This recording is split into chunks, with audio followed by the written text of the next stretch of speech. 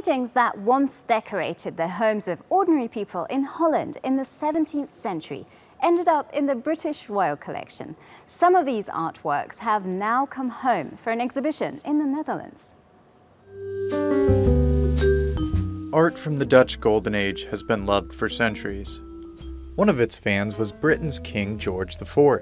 He played a big role in acquiring the hundreds of Dutch paintings that are now in the British royal family's private art collection.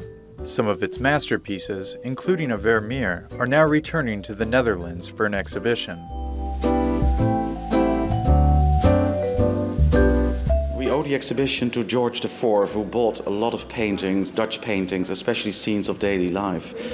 And the funny thing is that these pictures were made for the burghers of the Netherlands, so they were hung in homes of everyday people.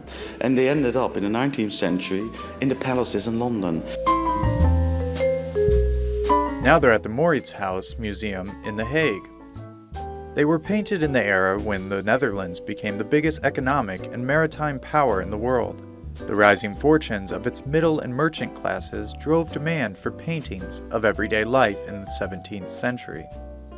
That is the focus of the exhibit in The Hague called At Home in Holland. Well, the Royal Collection owns one of the most important holdings in Dutch art, and we made a selection from that. That was quite difficult, in fact. They have more than 300 Dutch paintings in their collection. But together we decided to focus on genre paintings, and by that we mean paintings that show scenes from everyday life. One of the most striking pieces in the gallery is by Johann Vermeer. It's called The Music Lesson, and is one of only 36 paintings known to exist by Vermeer. Other centerpieces include the humor and playfulness of Jan Steen, as well as a love story portrayed by Gabriel Metsu in The Cello Player.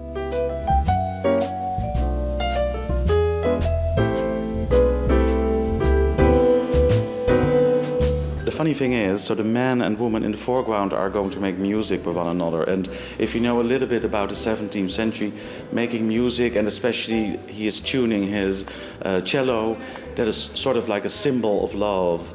And I think these themes in the background, we see a jilted lover, so the third character, he's not getting any love, he's the rejected lover, he's sort of like looking very sad in the background.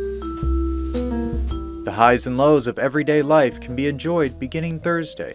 The exhibition runs until January the 8th.